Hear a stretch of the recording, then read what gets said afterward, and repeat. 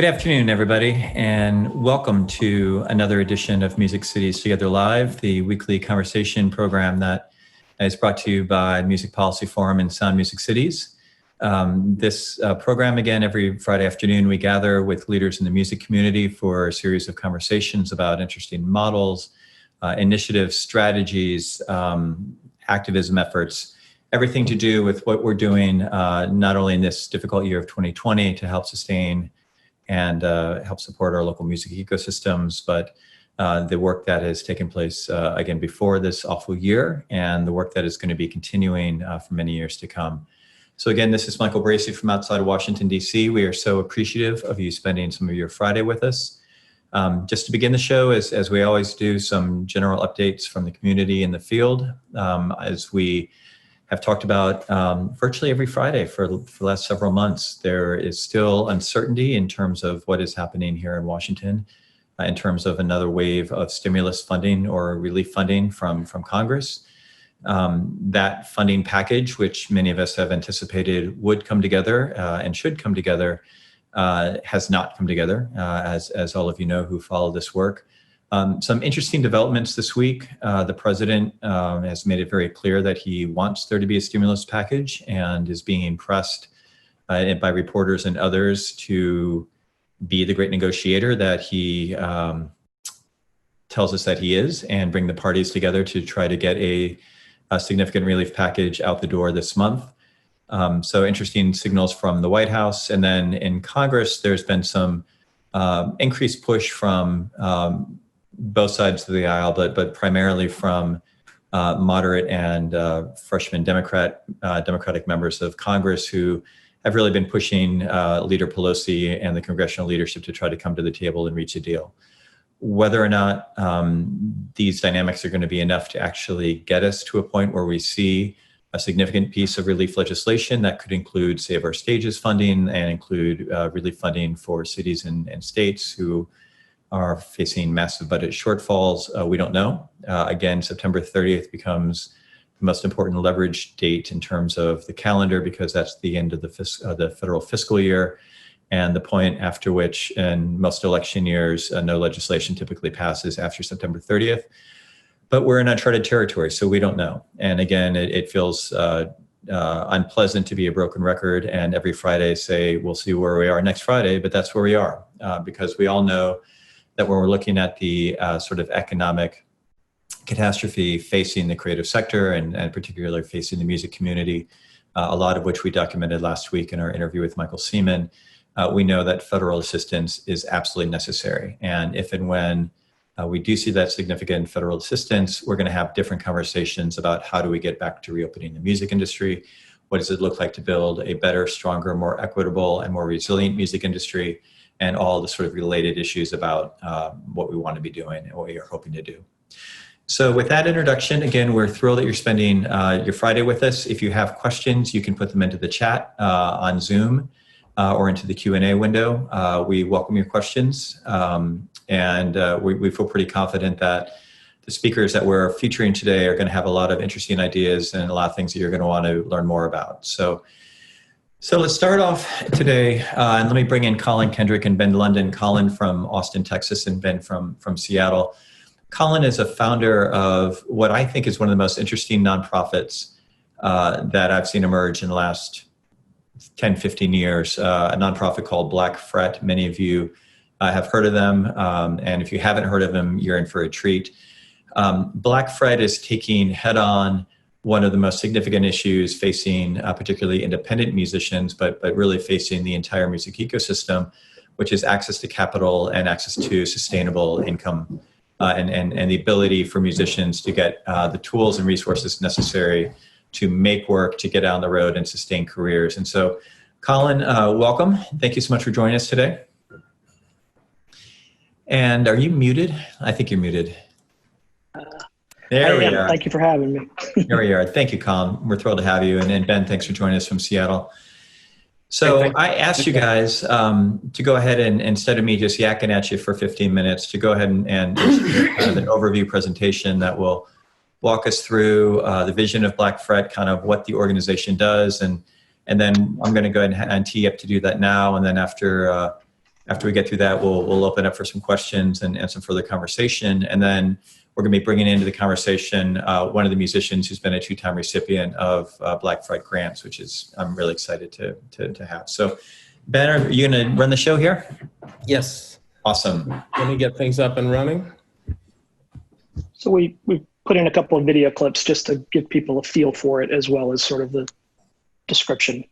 Our music community is seriously under pressure. The rising cost of living and the changing music business have created new challenges for musicians like me. One of us lives in Olympia, so the band is split up. Now it's just challenging to get rent paid. They've just jacked up the prices since I was a kid. The other two of us, we live in low-income housing. And also tour, and also record, and also put records out. These people are the heart and soul of our city. Our creatives are the ones that make Seattle what it is. Here's the magic, people. Oops, backwards. Black Fret provides those who love Seattle music With the opportunity to become a patron of local music.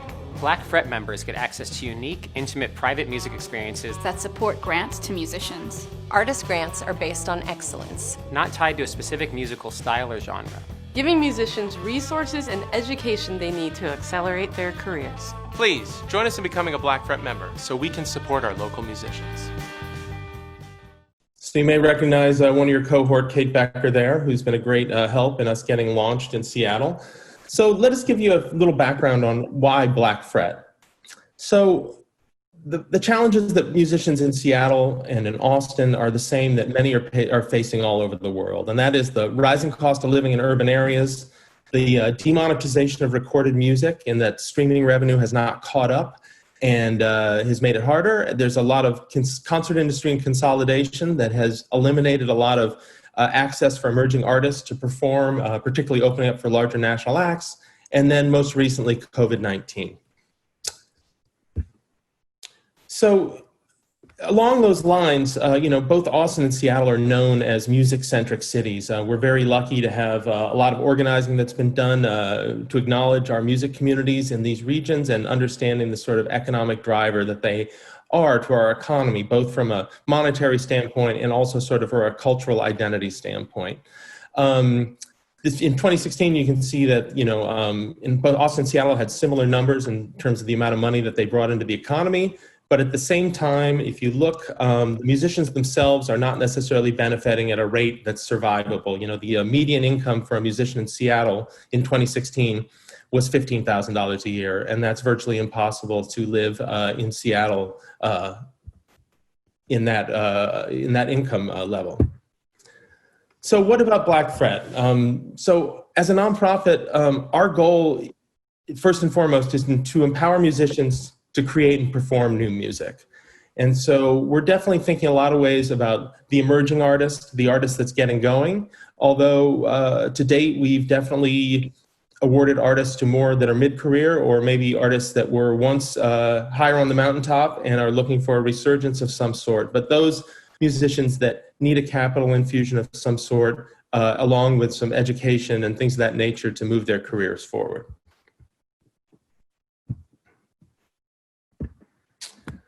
So Black Fret, as I mentioned, we're a 501c3 nonprofit, public charity. It was founded in 2013 by Colin and our partner in crime, Matt Ott.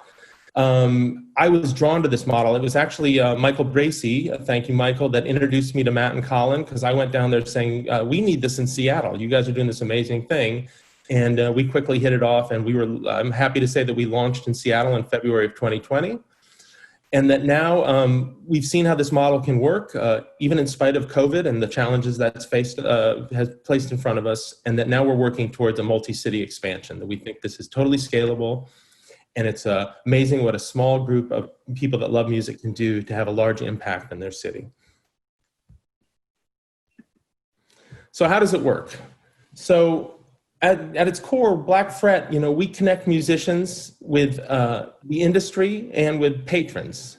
So, most importantly, that's where we derive the majority of our revenue at this point. So we're a membership-driven organization. It costs $1,500 a year for a member/donor to join. 80% of that's tax deductible. It's eligible for corporate matching.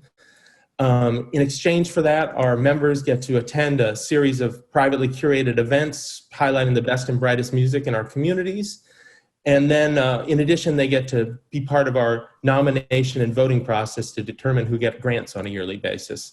And then lastly, once the artists get grant money, we give them access to an advisory board filled of industry professionals that can help counsel them how to best use those dollars and best try to use them as the magnifier that they are.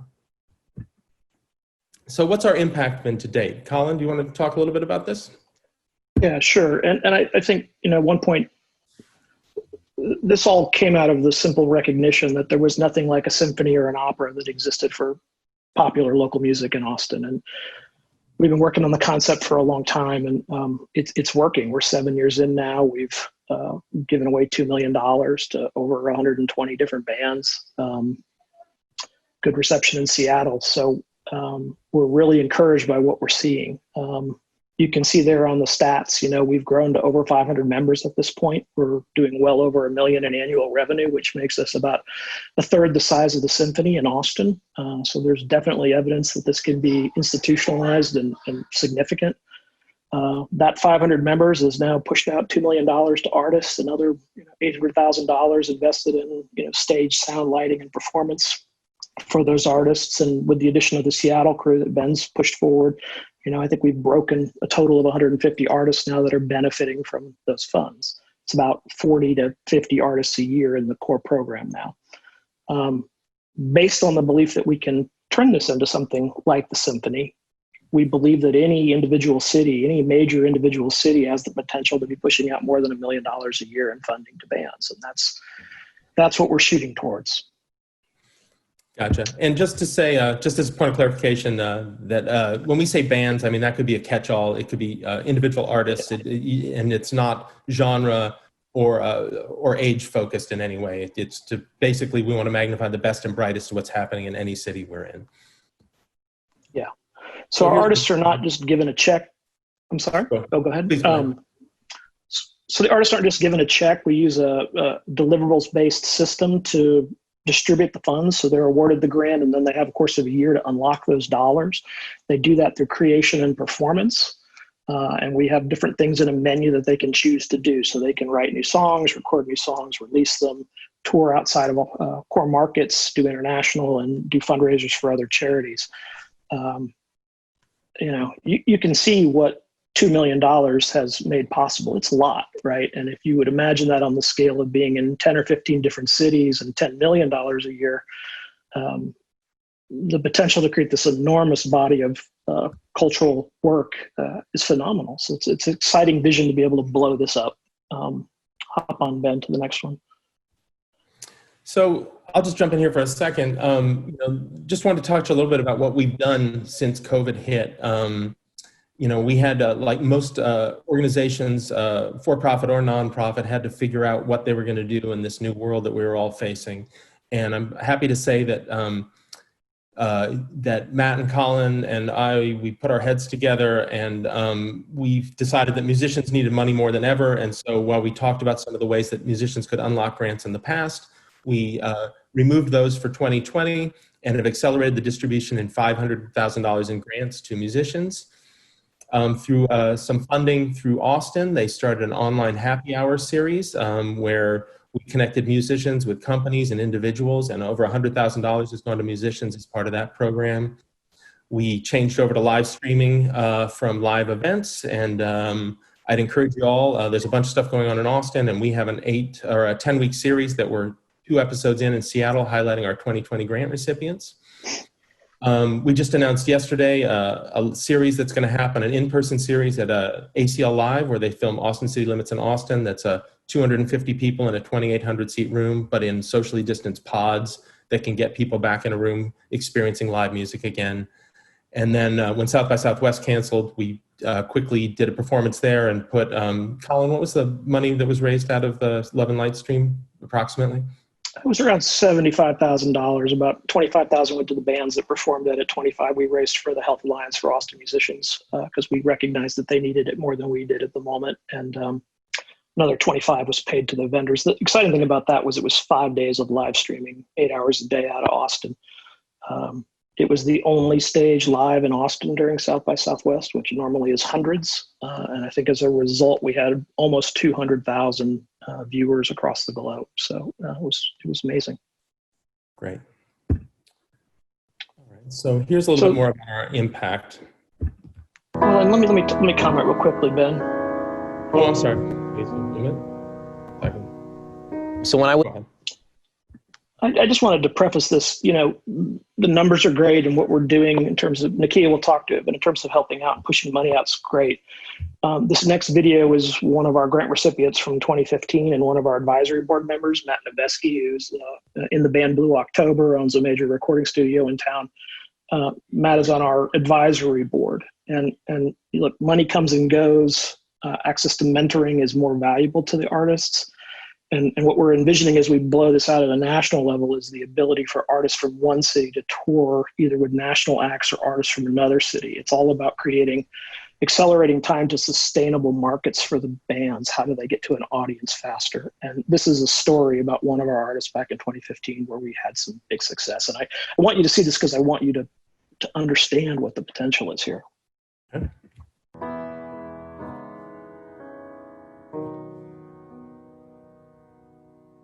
So when I was at the Black Ball, this guy comes out.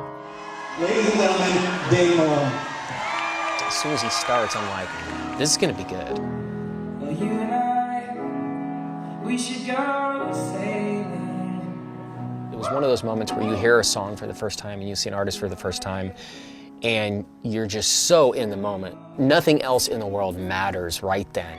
It was more powerful than anything I heard that night, and that's no disrespect to anyone else at all. It was just, it spoke to me. I was like, I have to meet this guy. If nothing else, just to tell him what a fan I am. I made it my mission to just do whatever I could to help him out. Reached out to our manager, and Paul instantly was like, something special's happening here. Everybody just connected right off the bat, and then one thing led to another, and we invited him to come out with us on tour. Danny, who'd played in rooms, with 100, maybe 200 people, playing in a series of coliseums with 5,000 to 10,000 people, and that's spectacular. That went so well. He's now on his second tour with us. It's really accelerating their careers. It's really moving things forward in a meaningful way that they understand that they wouldn't have without us. I think Danny is like a case study in this being successful. This is proof that this works. And this is proof that what Black Fret has put into motion actually translates to the right things. We should go sailing.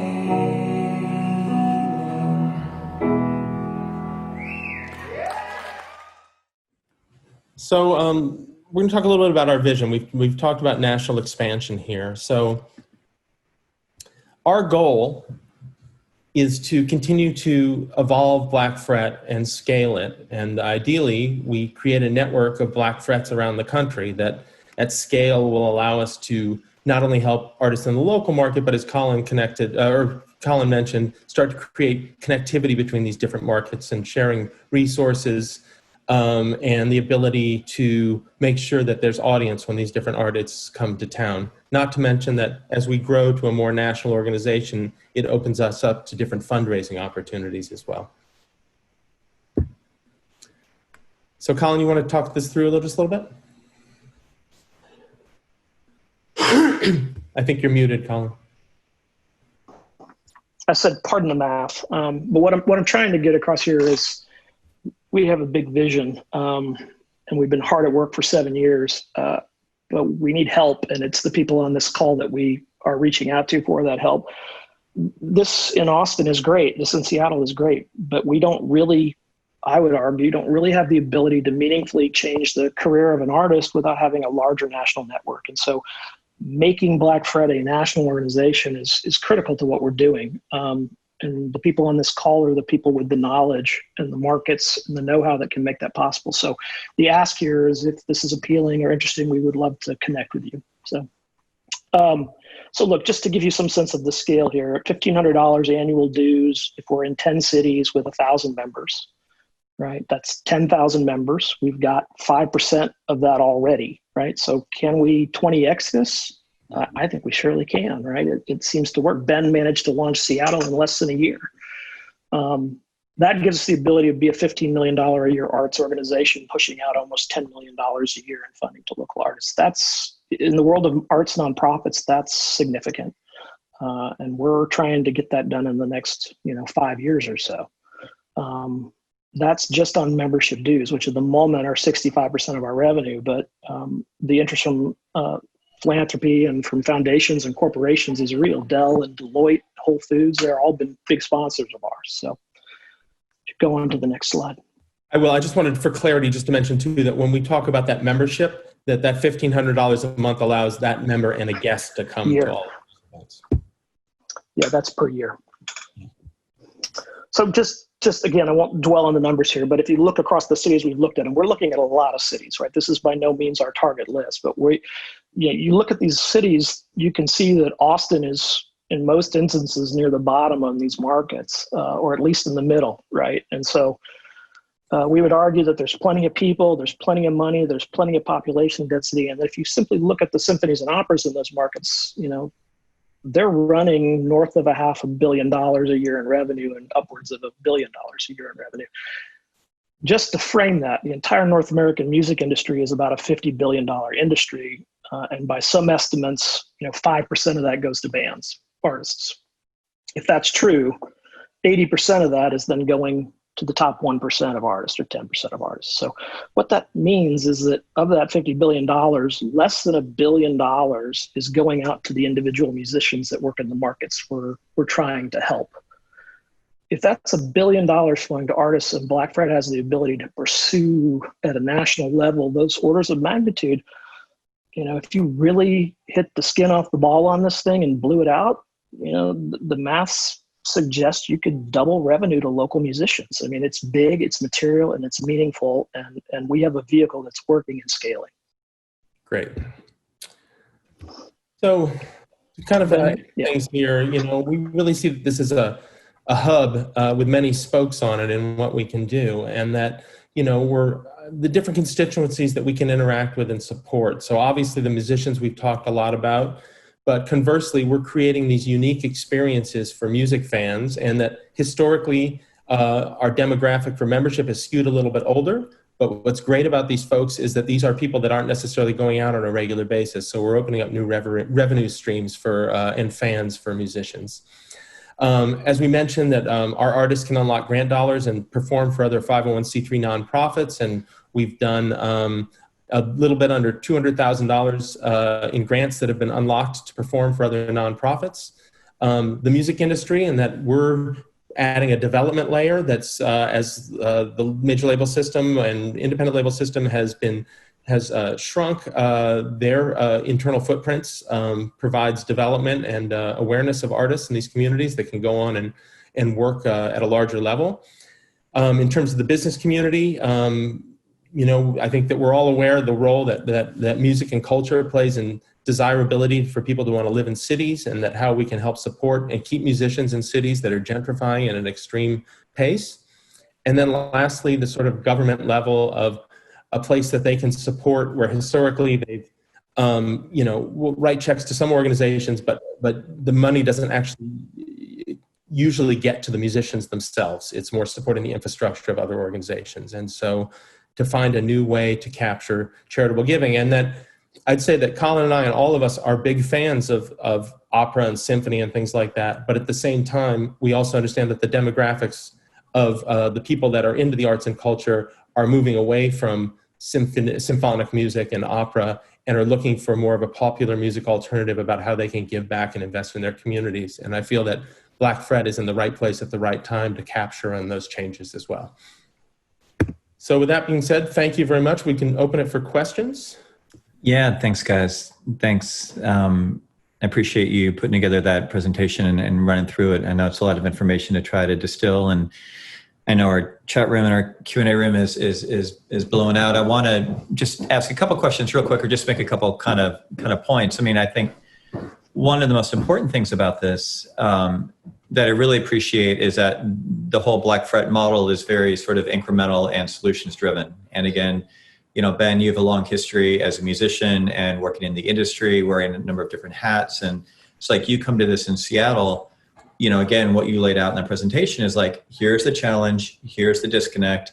This is what we have to do. We have to figure out different ways of aligning these resources. And so, I think, again, for all of us that have been doing versions of this work for a long time, it's incredibly exhilarating to see something that's not just a lot of talk, but it's actually like we're trying some stuff out. Like we're really pushing. So that is super exciting.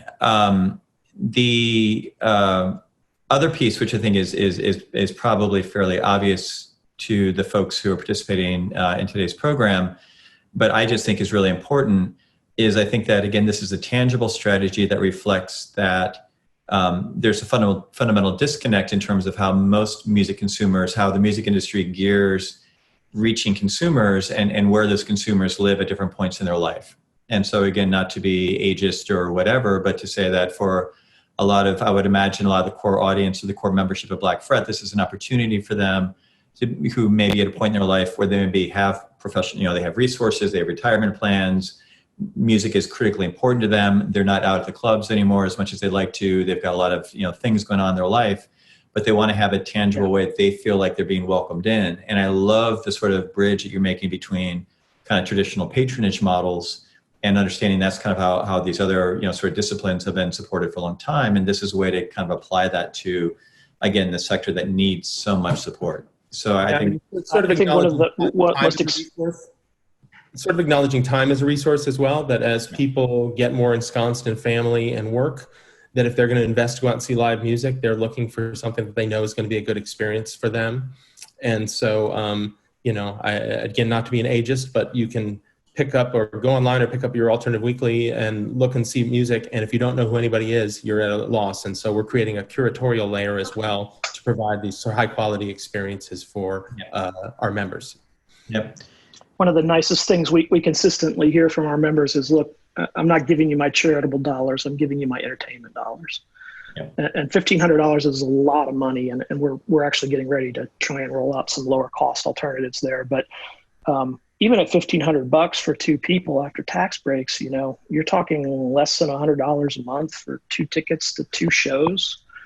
$25 for a night out, and it's an entire social life in a box. And the best bands in town, or some of the best bands in town, are, they play at 8 o'clock and 9 o'clock, and you're out the door and home to your babysitter by 10:30.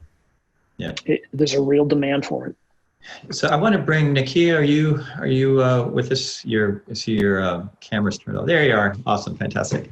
It's always a mystery if our guests are literally there when I just have to call on them. So Nakia, we're thrilled to bring you into the conversation. And actually, Colin, I'm going to put you on the spot and ask you to, kind of introduce you to this audience, because this is a gentleman who's involved in a lot of different things.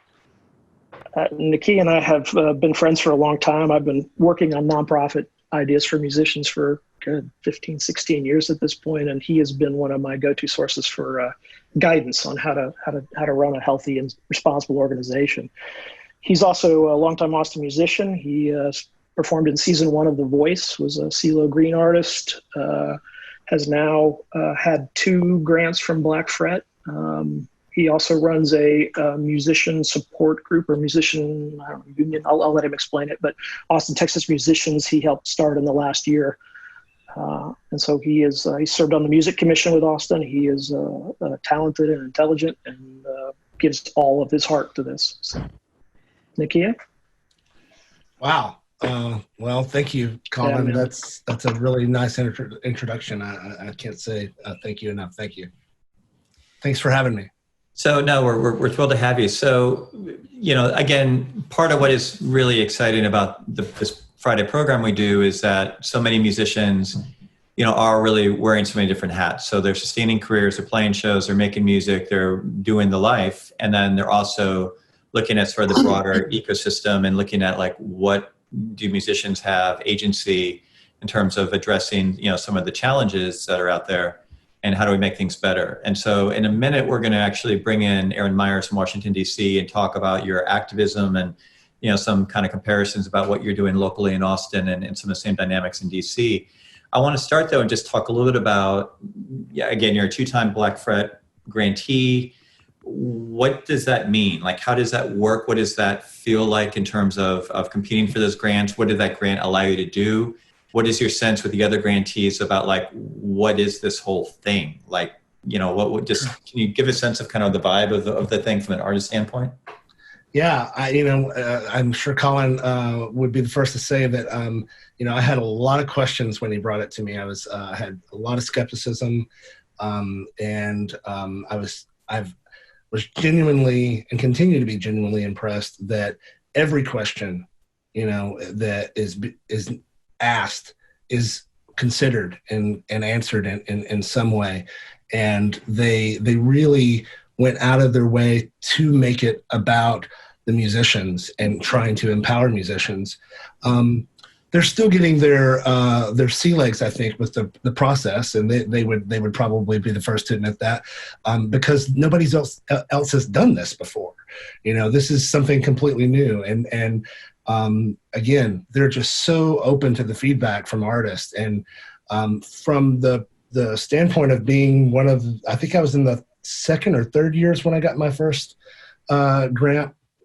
The process was really, I think, was very enlightening for me, because I was able to not only access, some people that I already had connections with through their advisory panel, but some folks that I had always wanted to meet and work with, that I did not have a connection with yet. And so I got to know more about them. And then when we actually started meeting, and getting artists together, realizing that, gosh, we have this, great community of musicians from all types of genres of music, and different people that really just want to put out music. We're all the same in that way. We just want to create new music and get it in front of fans. Along the way, what I realized, and what I've consistently said is the biggest thing that I think Black Fret really has to offer artists isn't so much the cash. The cash is great. It helped me fix my credit. It helped me put out 2 records. It helped me tour internationally for the first time. That's all great, But for me, the exciting thing is this idea of opening these other nodes across the country and having access to a built-in fan base that are dedicated to live music and the musicians who make it. The people who are going to pay this money to patronize this organization and help musicians like myself and so many others, they really care about the music. And, I have played, as he said, I went from playing, dirty, smoky bars to being in front of 14 million people a week on The Voice. And I've sang at Dodger Stadium, all these things, right? But you never know what you're going to get when you walk into a room. If they're going to be listening, are they going to like you? Are they going to buy merch? I've never played a Black Fret event or attended a Black Fret event where I felt like I had to talk over the band.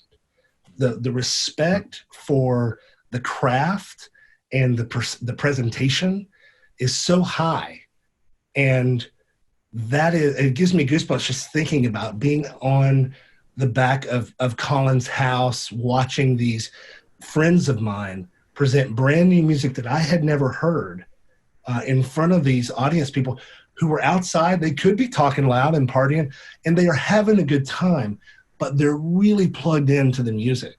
And I think for musicians and artists everywhere right now, what's more important than any venue, gig, tour you might get, or any of that sort of stuff, is building relationships with fans. And man, Black Fret is really a great way to do that. So we're getting a bunch of great questions, and so I'm going to try to weave some of these together. And I think one thing I really want to emphasize, and Colin, Ben, if you disagree with the statement, I welcome your opportunity to push back on it. But I think it's important to emphasize that Black Fret is not presenting itself as quote unquote the answer or the future of the industry. This is a sort of very targeted, strategic, sort of platform that can do a lot of good. while also trying to engage with all the other broader structural challenges facing the community. So I just think, what I've from y'all is a lot of sort of understanding the complexities of the issues facing the broad music ecosystem, and that again, you're not trying to solve everything through one nonprofit. You're trying to do some important stuff. We're pathways to artists, and that the mantra I always use is that new problems require new solutions. And if we just rely on what the market has offered to date, then we're going to all end up living in music deserts, as opposed to being the culturally vibrant spaces that drew us to live in these locations already. And so, we partner with a bunch of folks. We welcome everything. And I saw some questions about how the nominations and the voting happens, and that, on a yearly basis, we have some different constituencies that are involved in the nomination and voting process, one being our members, one being our advisory board. That's a very diverse group of individuals from different facets of the music industry.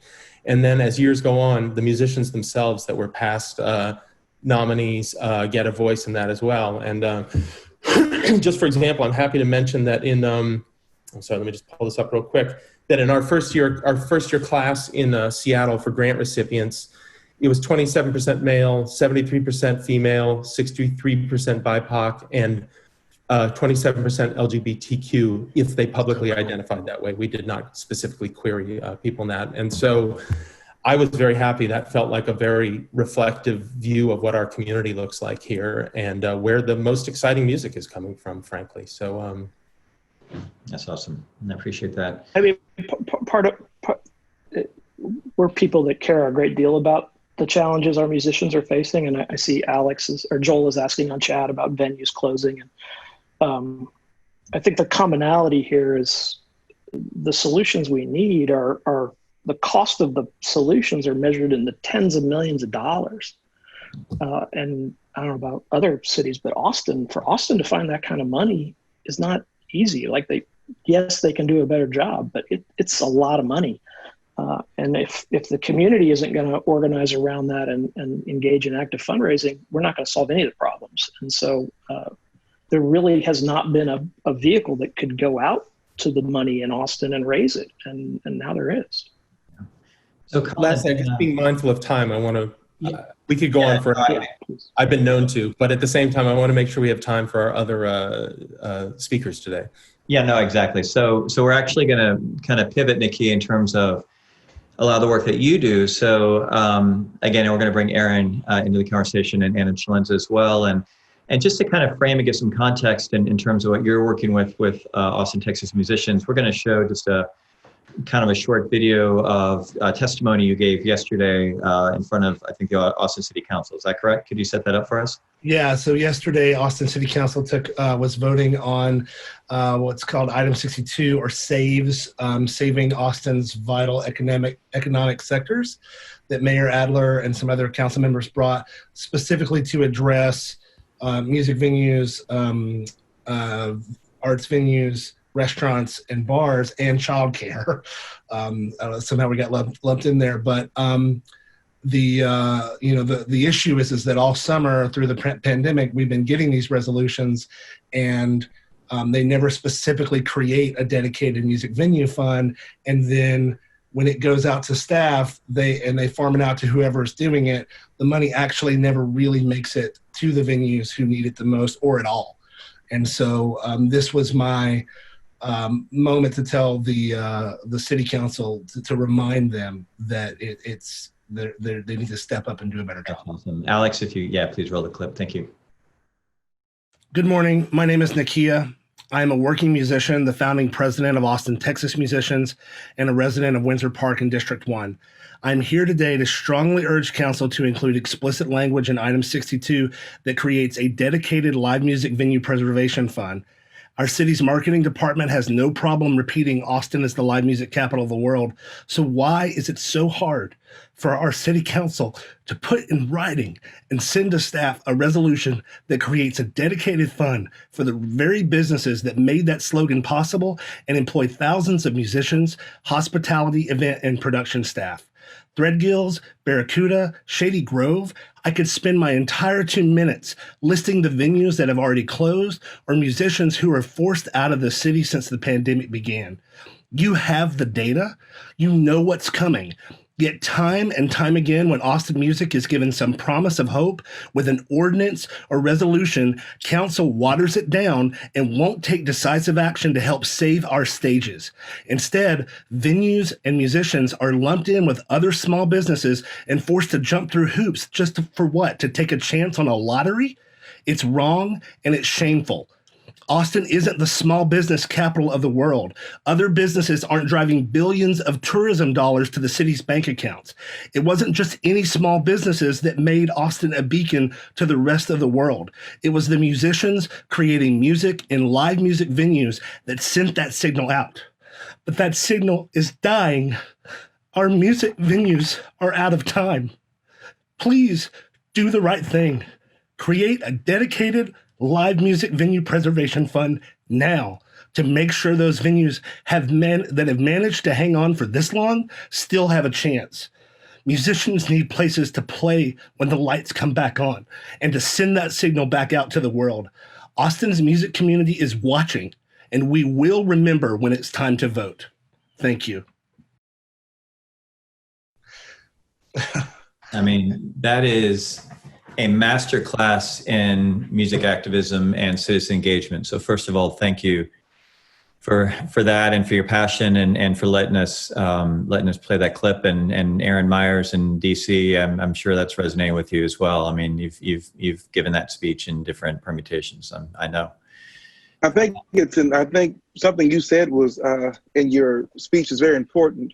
I know I wrote the Music Venue Relief Act here in Washington to ensure that we had a type of legislation that specifically addressed the issues that music venues and the music community has versus being sifted or sorted through a larger bill that was less specific and usually very vague. And vagueness really bothers and endangers the lifeblood of music venues and the music economy in every city. So we tried here in Washington to, or at least I tried when I was writing the legislation, to speak to venue owners, but to understand what place does the venue play in our life, and had to equate it to like a Ford plant for a community.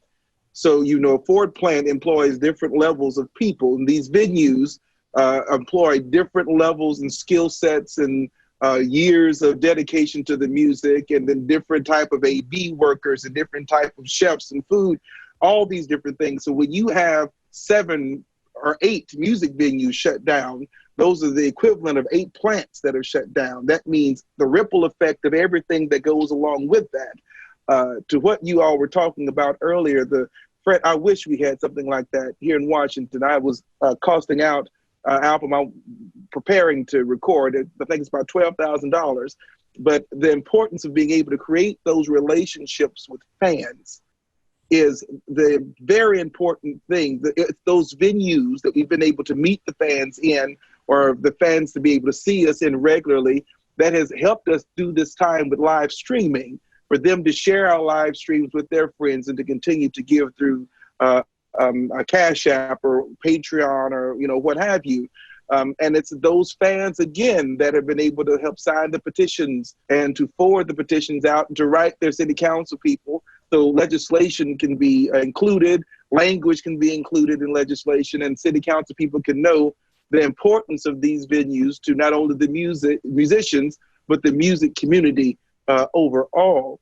So I think this is tied together beautifully. I wish we had something like that here in Washington, D.C. If I had more room on my plate, I would actually try to do that here in Washington myself. I don't, and I'm upset that I don't. But to a point that you made about the cities who usually like to tout the culture and tout the music, every year in Las Vegas, the offices of economic development for all cities show up, and they are touting their cities, and they're doing that to attract businesses and new economy to their different spaces. And the one thing the biggest driving force for new economies to enter cities is culture. What do you have for the entire family? So what's going to influence an entire family? This worker to move with his wife and children, this wife to move with her partner or her husband and children, or what this person who may have to take care of his parents or an extended family, what will entertain all of them? What will nurture all of them? And we have found it as culture. And if you look in any city plan, wherever you see a club, you see a thriving community, and you find the diversity within the community as well, a neighborhood that is. And so the possibility that this pandemic will bring forth a series of music deserts is something that should frighten us all, because when you look at any type of desert, the desert is there because there's not water, there's not nutrients, there's not life coming into it. And to build and create that, to irrigate that, takes a while. Some cities are banking on that enough real estate will be open after this pandemic that it will be an encouragement for small businesses to come and start these music venues or this, that, and the other. That is the going thought.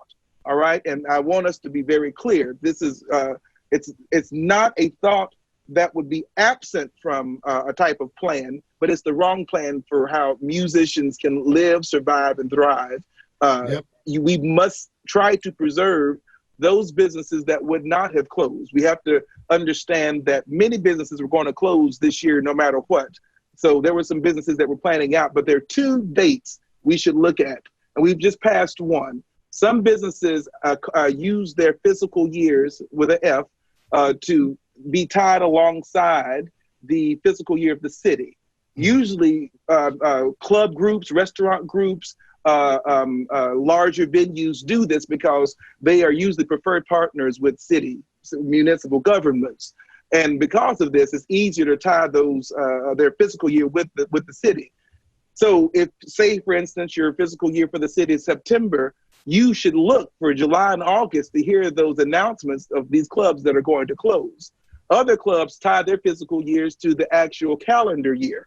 So we're looking now in October and November, you're going to start getting some announcements of clubs that you thought were fine, you thought were okay. They've had to go to their accountants, they've had to go to their shareholders, especially the groups, and they've had to say, can we weather another year without assistance? Can we weather another year trying to play employees without making a profit? And the answer for many of them is no. And so if their answer is no, and we understand that many cities, unlike the federal government, must have a balanced budget. And so they cannot build a budget and spend off of a deficit. We understand that. We're asking cities to take the initiatives to even go forward and make public and private partnerships. There are several businesses who are doing quite well during this pandemic in these cities that can offer dollars to help create these funds. The fund in DC that we need for the Music Venue Relief Act is only about $4.5 million. Now, I looked at the Inc. 5000. There's over 30 businesses here that I've reached out to personally with revenue streams still over $10 million. Now think if they were able to pool together, find a fund that about $4.5 million that can actually service and provide for these music venues as a type of relief and incentive for them not to close in the next fiscal year, but to weather the storm.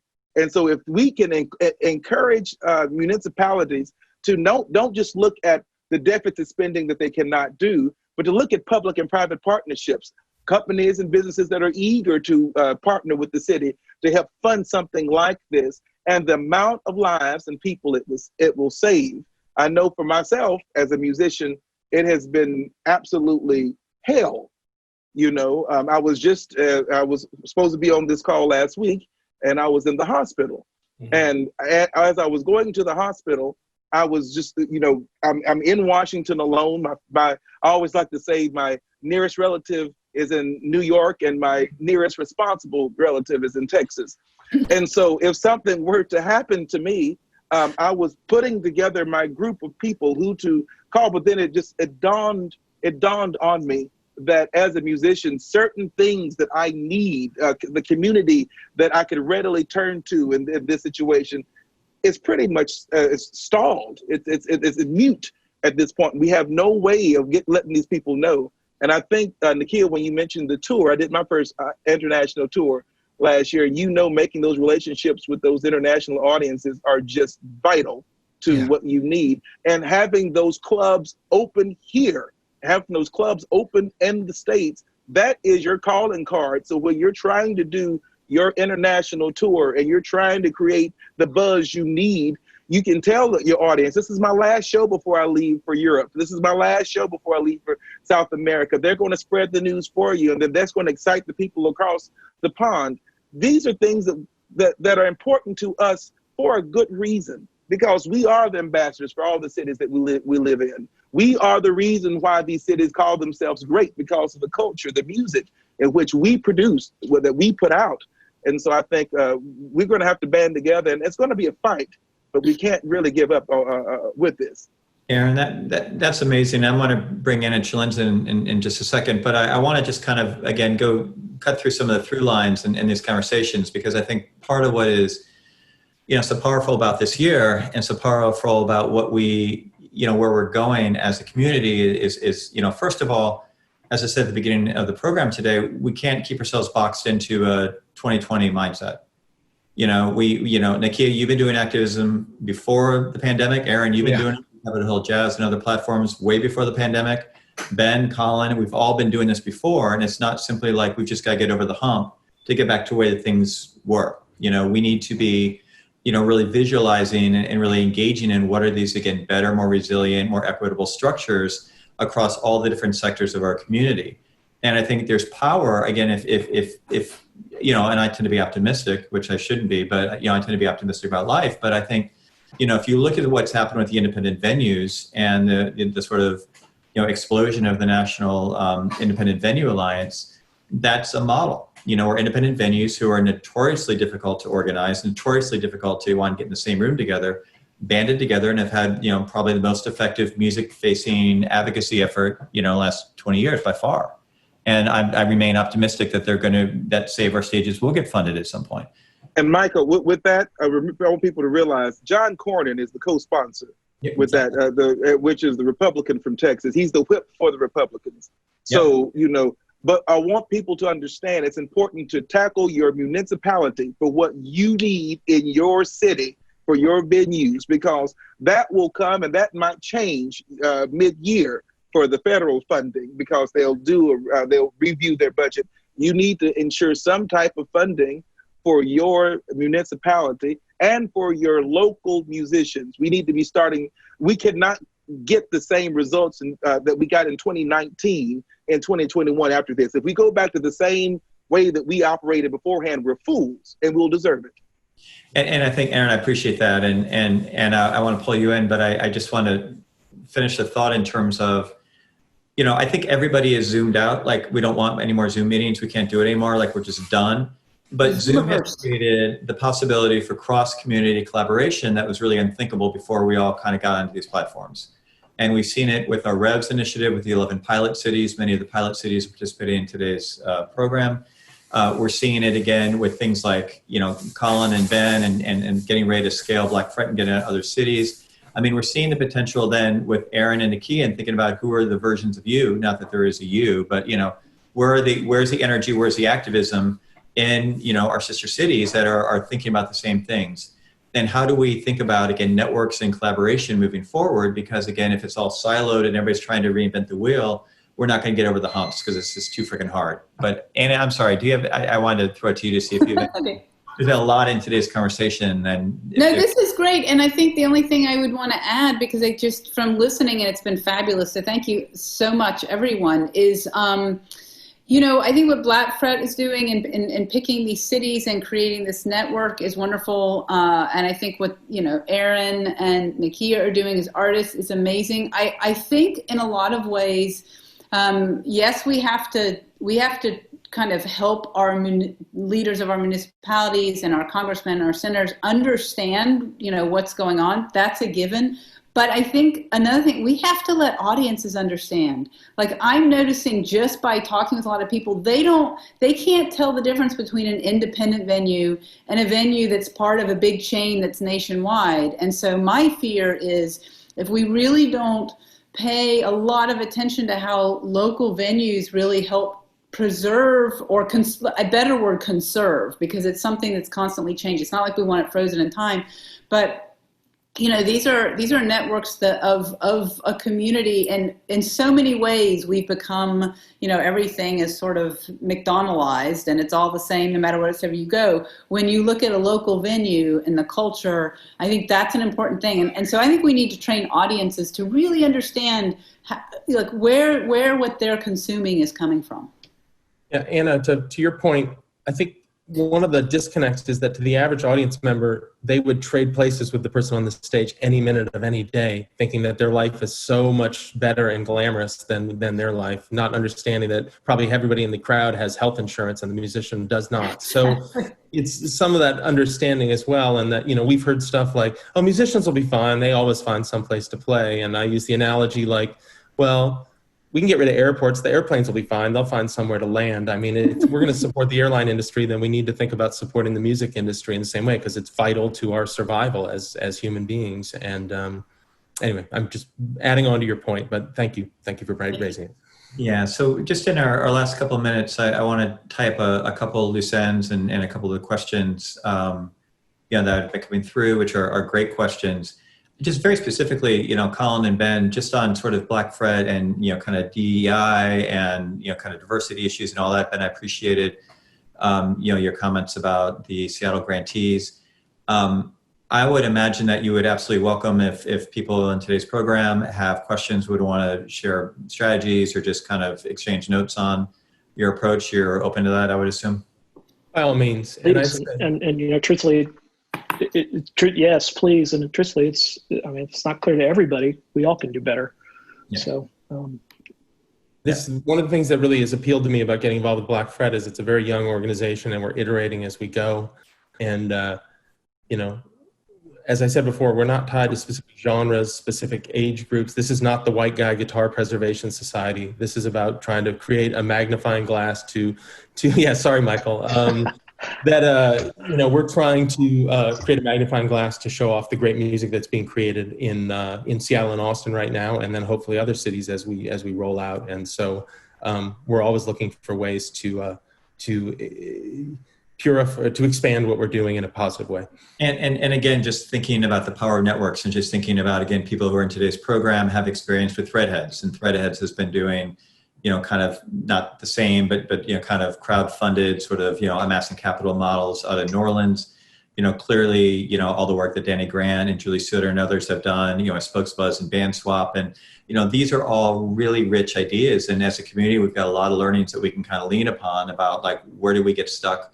What did we wish we'd been able to push through on, how we put pieces together. And so, again, it's just so awesome for you guys to come in front of the community. Nakia, what should we be looking for? So we put a bunch of your links in the chat. Sure. We all want to go experience your music. But what should we be looking for from you other than just supporting you on the activism front? I'm recording a musical episode of a television show that I act and score in, or I score and act in.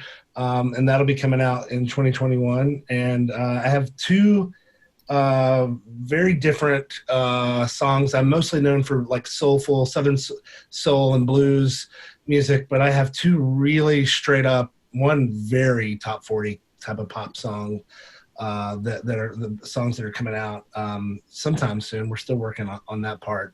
It's so weird to try to pick like a release date or anything right now. And some of it we have video shot for, some of it we don't. And but I will say, for me, that I have been doing this a while, as long as I've known Colin now, gosh, I guess almost 17, 18 years. And I don't think there's ever been a better time for music venues and musicians in the industry to stand together, because we're kind of forced on strike. We don't have a choice in the matter right now. And when the lights come back on, we have something that they need and that they absolutely crave. And yes, somebody else can come and put another club there, and maybe another musician will move, but it won't be the same. And we have the power of no, and we can stand together and really make a difference and say, you know what, we're not going to do things the way that we used to. And we need organizations like Black Fret who are really making a difference in the lives of musicians to help do that. And again, I think to me, this idea of spreading out, somebody put in here in the questions, I think, is there a Black Fret in New Orleans, or what's going on in New Orleans? And before this call, I had told Colin, that we have musicians reaching out to us to start like an advocacy organization in New Orleans already. And they were actually on our weekly musicians advisory panel call this morning, taking notes. And that to me is so refreshing to see that in all of our free time, that we're not just griping on Facebook, that we're actually out here doing the work. And I'm really encouraged by that.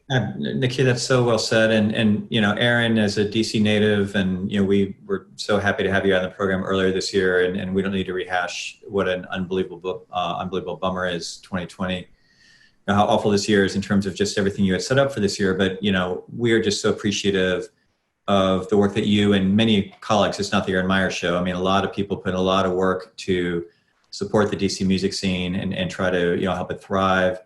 And, selfishly, I can't wait to see you on a Friday night. And for those of you in the program who have not had a chance to see Aaron perform, I mean, this person is magic. So we all can't wait to get back to some sense of normalcy and get our, get our venues back up, get our musicians up performing, figure out where we can all be contributing to kind of, not only just, kind of rebuild what we had, but build better. Anna, were you going to? I have one last shout out only because, Aaron, could you please in the chat or tell us the title of your recently published book? Because I think you definitely have been using your COVID time well. Yes, and like I said, someone with antibodies, right? I was able to write a book called White People Talking to White People. How to broach the topic of race with your white friends. And it's the idea of being able to have intentional conversations between white people regarding race with accurate facts, definitions, a step-by-step guide. It's only about 20 or 30 pages long, so it's not a long book for you to have. It's really a guide that you can keep with you. You can get it on Amazon, White People Talking to White People. And the important thing about this is that you don't have this conversation after your Uncle Joe has upset you at Thanksgiving. This is not when that conversation happens. This conversation happens first, starting from where you live, for meeting your husband, your wife, your roommate, your siblings, the people who know you well. And you schedule time to have these conversations to see how can you bring someone else in with you to end systemic racism in your network, in your home, in your family. And I think that you may assume you are aware of how your sister, your sibling, your wife, your husband, how they came to form their thoughts about race. But I guarantee you've never had a intentional conversation to discover that. And what we are finding out is that people who've known each other for 50 years are learning much more about each other through these conversations, one conversation at a time. So before you can go out and march and save the world, I need my white people to get together so that y'all can talk to each other.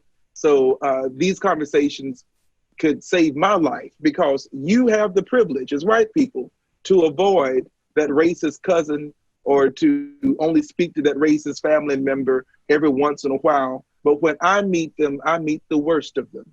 And that interaction sometimes costs me my life. And I wish I had that Black Fret here in Washington, because that would help me a great deal at this time. So you all keep it going. I'll see who I can talk to see if they can join you here. Thank you, Aaron. And thank you, Anna and Michael, for what you all do here in Washington, D.C. as well. We're very appreciative of that. Yeah, thank you, Aaron. So Alex Dolvin, bringing us all together. Yeah.